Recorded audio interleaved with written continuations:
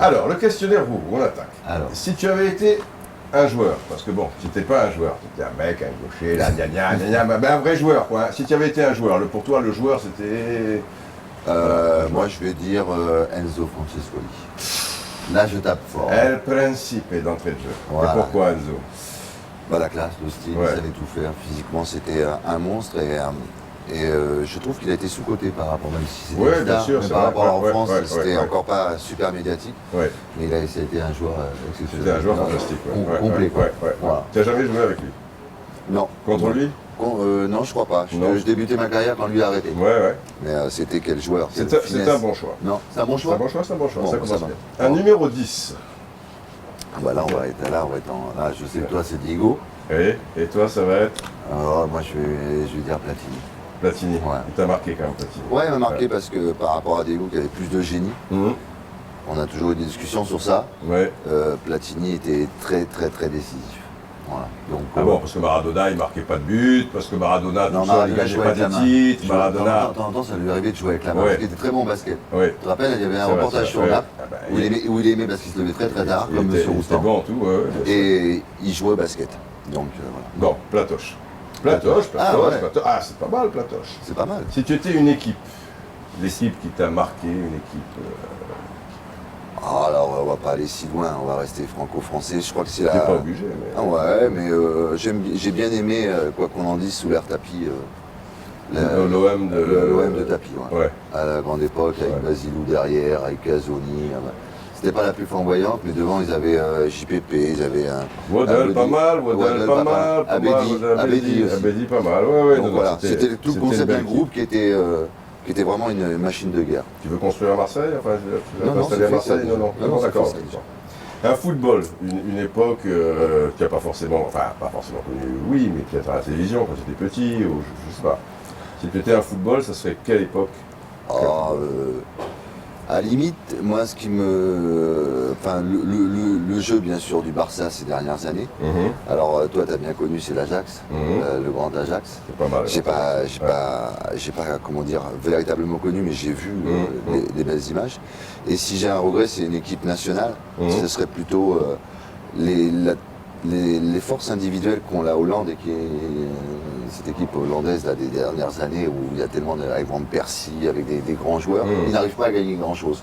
Mais une somme de talent ne suffit pas, toi. Alors si tu avais connu la vraie équipe de Hollande, tu ne parlerais même pas de ces petites merdes. Voilà, les bandes de Kerkhoff, toute la bande. Avant Van de Kerkhoff, il n'avait pas sa place. Ah ouais, alors Steuil, Ariane. Serbier, Kroll, Ariane, Riesbergen, Janssen, Niskens, Van Hanegem, Rep, Cruyff, Reisenbrink. Ah, c'est pour ça qu'on l'aime.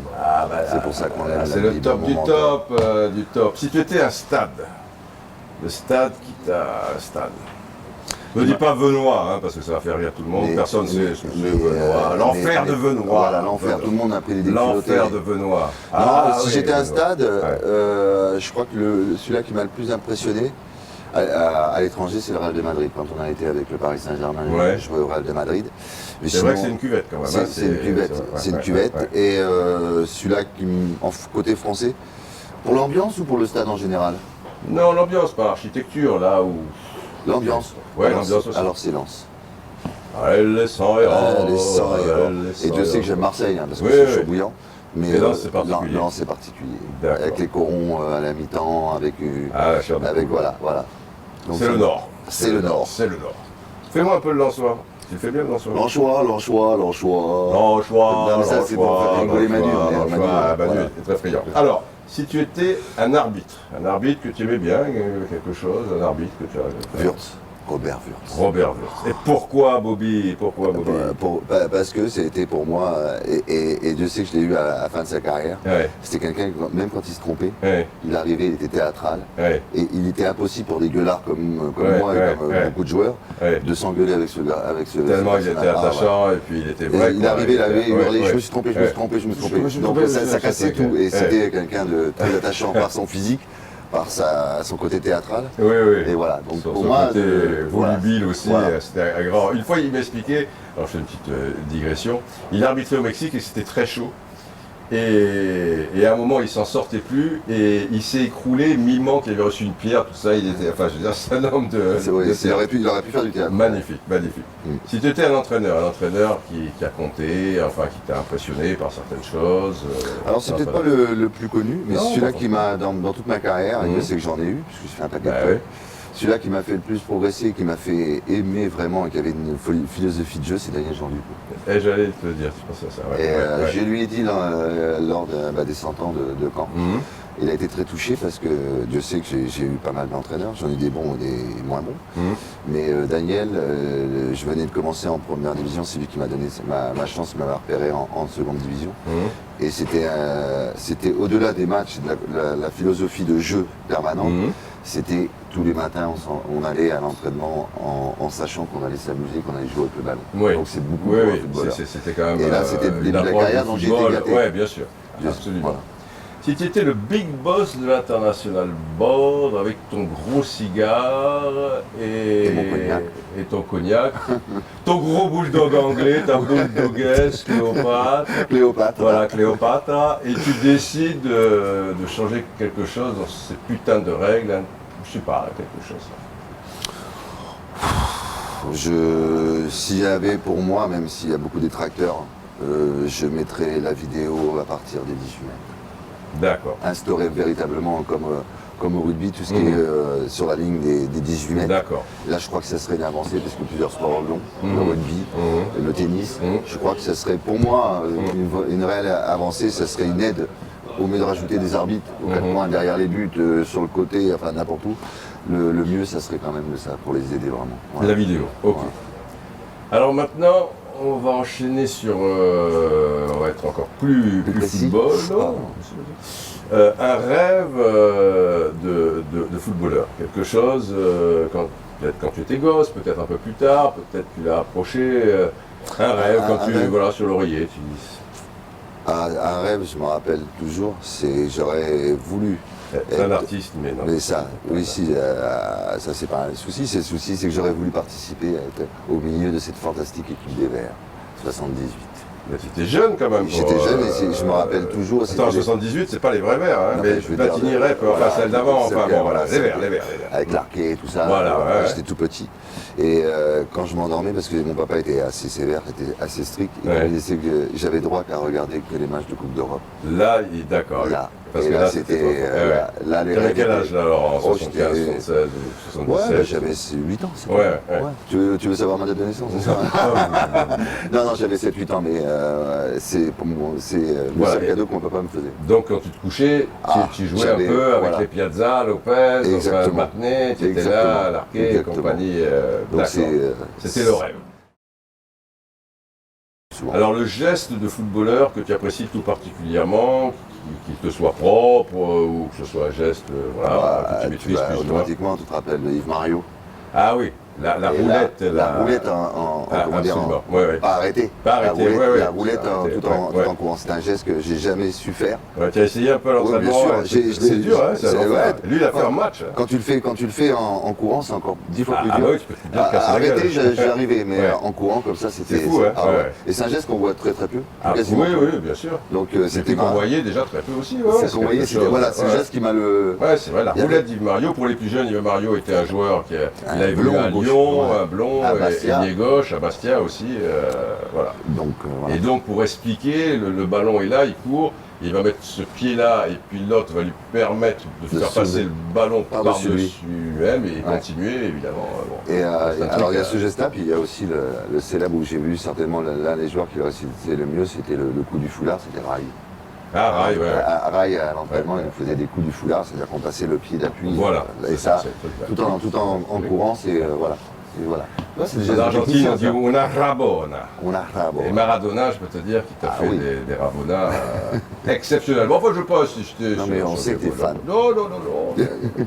S'il y avait une attitude du footballeur, qui est peut-être un peu agaçante, qui est un petit peu hors sujet, mais que tu tolères finalement, parce que c'est pas si facile. Une attitude. Une attitude, voilà. Tu dis, je la comprends quand même. Bon, la joie excessive de certains footballeurs devant la caméra. C'est vrai que ça peut être agaçant un peu, des fois, c'est bon. Alors, voilà, après chacun s'exprime, voilà. Je peux le comprendre, mais à un moment donné, trop, c'est trop. Voilà, les danses, les trucs comme ça, j'ai dû un peu... Oui, c'est vrai, la chenille, je me souviens de Metz, même vis-à-vis de l'adversaire, ou leur truc, là, alors on sanctionne pour un carton jaune parce qu'on enlève un maillot, et là je peux le comprendre sur une euphorie qu'on puisse envoyer un maillot comme ça, cartonné. Et ce genre de chenille, de danse. Surtout que souvent ils ont prémédité le truc à l'entraînement. Donc quand c'est spontané, à la limite ça va, mais là. Voilà, c'est ça. À la limite c'est tolérable, mais il faut pas que ça aille trop loin. Voilà. Ok. Et le geste, alors celui-là tu le tolères pas. Enfin, tu dis non, ça c'est pas. C'est pas le football. C'est pas le football. No football, c'est dire non. Il y en a un paquet, hein. Mais bon. Un seul. Un seul. Bon, le geste que je tolère pas, c'est. Bon, allez. Pour moi, je vais parler encore plus technique. C'est ce genre d'obstruction qui n'est quasiment jamais sifflé quand un ballon est protégé par un défenseur. Et que le défenseur. En étant attaquant. Et il met son truc et tout pour que le ballon sorte. C'est de l'anti-jeu, oui. Pour moi, c'est de l'anti-jeu, c'est jamais sanctionné. C'est un truc qui m'est intolérable, surtout que ça m'est arrivé souvent en tant qu'attaquant. C'est le geste insupportable du football, c'est vrai. La plus belle qualité chez un footballeur. La plus belle qualité chez un footballeur je dirais, j'en ai deux, c'est l'humilité et le collectif. D'être un grand joueur, c'est un joueur très collectif. D'accord. Alors bien sûr, pour les attaquants, c'est encore autre chose, pour les purs buteurs, c'est autre chose. Mais les grands joueurs qui savent faire jouer les autres, par leur intelligence, voilà. Ça et l'humilité. Et l'humilité. Et le plus gros défaut?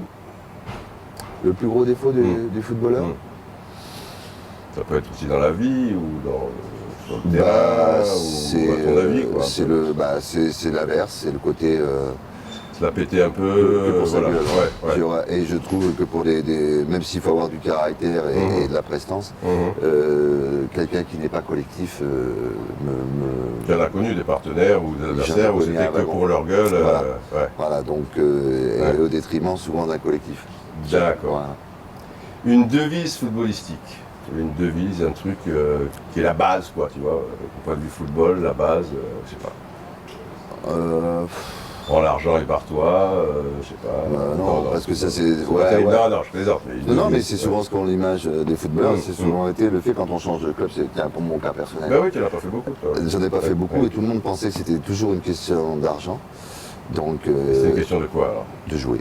De jouer, ah oui. Ça m'était insupportable d'être remplaçant et tout. Donc non, pas d'être remplaçant pour être remplaçant parce que ça arrive. Bien sûr. Mais qu'un entraîneur ait gagné mon salaire et d'être un entraîneur qui ne voulait pas toi dans l'effectif. Donc c'est pour ça que j'ai beaucoup borduré, quoi. Qui disait j'ai pas besoin de toi. Mais la devise c'est travail, rigueur et plaisir. Plaisir quand même. Mais il faut travailler, c'est sûr. Si on enlève cette notion, et Dieu sait qu'avec l'argent, il y a cette notion d'argent, de plaisir, elle est gâchée. Mais ça doit rester pour le plus longtemps possible pour les jeunes, une notion de plaisir. D'accord. Et pour conclure, le football t'a apporté quoi, principalement, pour toi, mais en tant qu'être humain, je parle pas.